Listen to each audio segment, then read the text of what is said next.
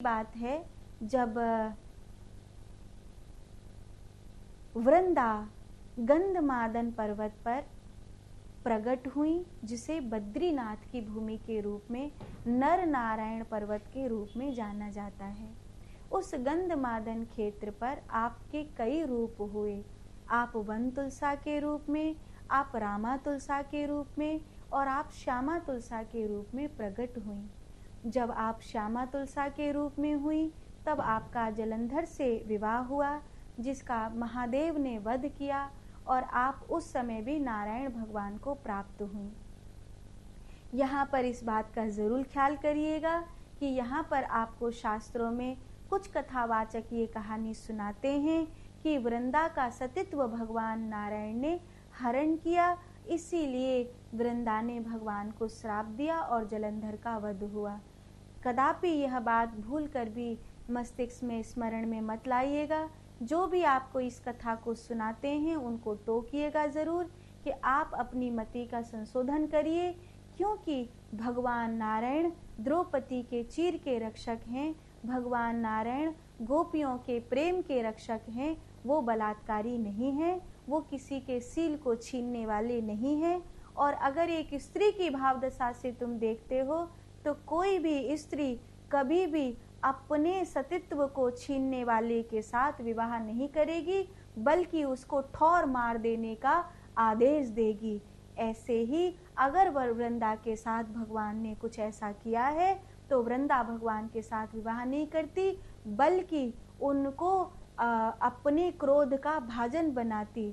लेकिन वृंदा ने भगवान को स्वीकार किया है।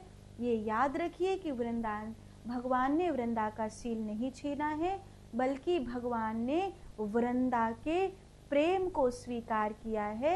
वृंदा को इस तत्व से परिचित कराया है कि तू किसी असुर की नहीं है, तू तो जन्म जन्मांतर से नारायण की है, परमात्मा की है।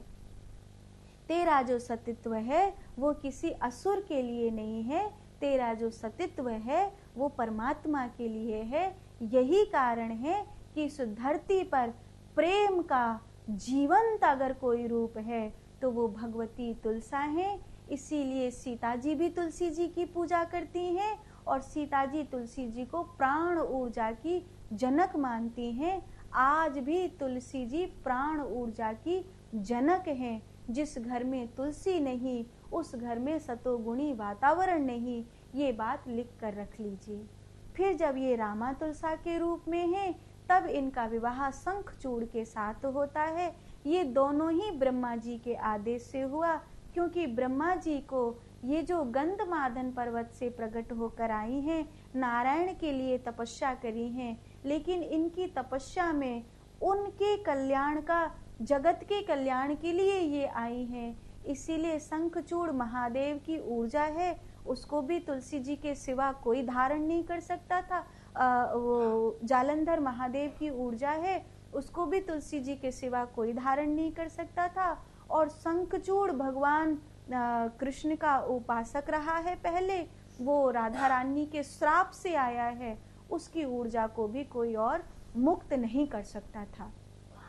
तो ये रामा के रूप में शंखचूड़ के उद्धार का कारण बनी और श्यामा के रूप में जालंधर के उद्धार का कारण बनी।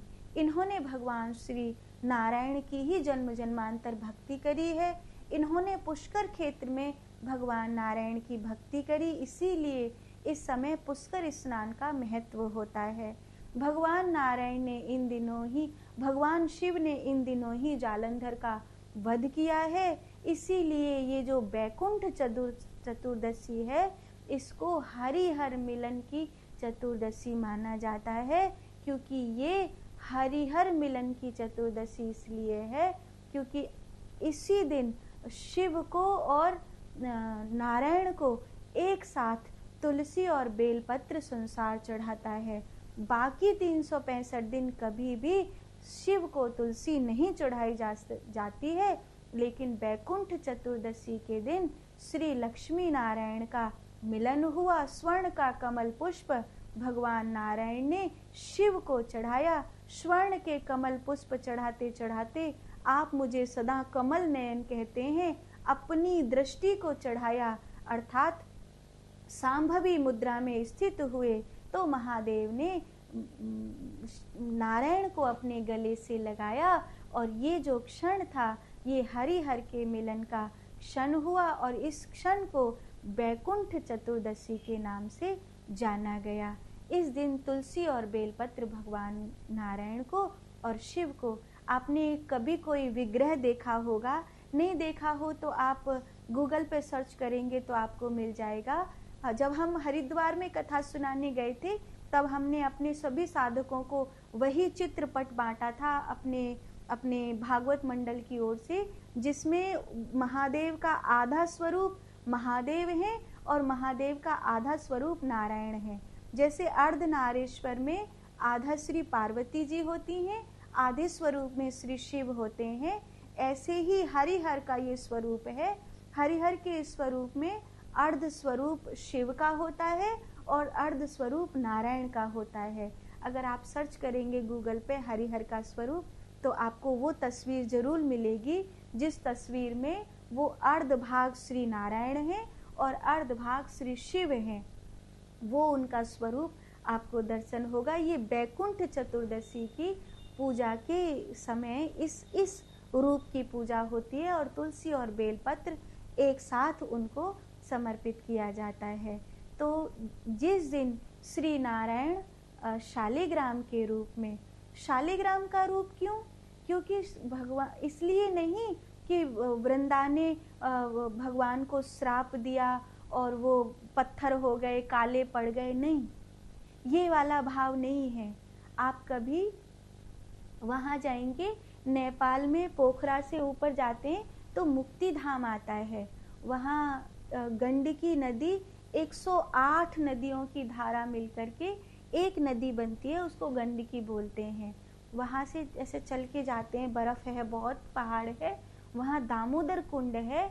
दामोदर कुंड पर भरत जी ने तपस्या करी थी। कहते हैं दामोदर कुंड पर तुलसी जी का पौधा डाला जाए तो तुलसी जी के पौधे से शालिग्राम भगवान अपने आप स्पर्श करते हैं। जो वो वहाँ पर जाकर के देखेंगे तो आपको वहाँ शिव की तपस्या का, हरिहर की तपस्या का स्वरूप मिलेगा। तो जो लोग कहते हैं कि वृंदा ने श्राप दिया और भगवान काले पत्थर बन गए, नहीं, जो तुलसी की ऊर्जा है वो औषधीय ऊर्जा है। उस औषधीय ऊर्जा को किसी साधारण, ना तो अष्ट धातुओं में, ना तो स्वर्ण से, ना तो कोई पाषाण से, ना तो कोई पार्थिव से, कोई ऐसा नहीं हो रहा था कि रत्न से मिलाओ, पार्थिव से मिलाओ या पाषाण से मिलाओ, धातु से मिलाओ तो चांदी, सोना, लोहा, कितने प्रकार की भगवान की मूर्ति बनती हैं। तो धातु की मूर्ति, पार्थिव मूर्ति, पाषाण की मूर्ति, भगवान का जो विग्रह है वो कोई विग्रह ऐसा नहीं है जो औषधीय तुलसी के समान आ रहा हो। तब भगवान नारायण ने औषधीय भगवती तुलसी के विग्रह की ऊर्जा को अपने में प्रकट करते हुए ये रूप धारण किया है। इसीलिए शालिग्राम पत्थर की जो ऊर्जा होती है वो दुनिया की किसी धातु में नहीं होती। पाषाण का विग्रह भगवान का सोना चांदी का विग्रह, भगवान का रत्न का विग्रह, भगवान का मिट्टी से बना हुआ पार्थिव विग्रह, भगवान के जितने भी विग्रह हैं उन सभी विग्रहों में जो शालिग्राम विग्रह है, अगर कोई शालिग्राम भगवान को मुट्ठी में लेता है तो तुलसी और शालिग्राम भगवान की ऊर्जा इतनी प्रबल होती है कि एक बार के लिए कहते हैं मरते को भी जिंदगी मिल जाती है, इतनी प्रबल ऊर्जा होती है उसकी, किसी को अगर वास्तविक शालिग्राम प्राप्त हो। तो इस तरह शालिग्राम भगवान तुलसी जी के लिए प्रकट हुए। जैसे दुल्हन के अनुरूप दूल्हा को बनना पड़ता है, दूल्हा के अनुरूप दुल्हन को बनना पड़ता है, तो वृंदा के अनुरूप भगवान ने अपने आप को बनाया और वृंदा ने भगवान के अनुरूप अपने आप को बनाया।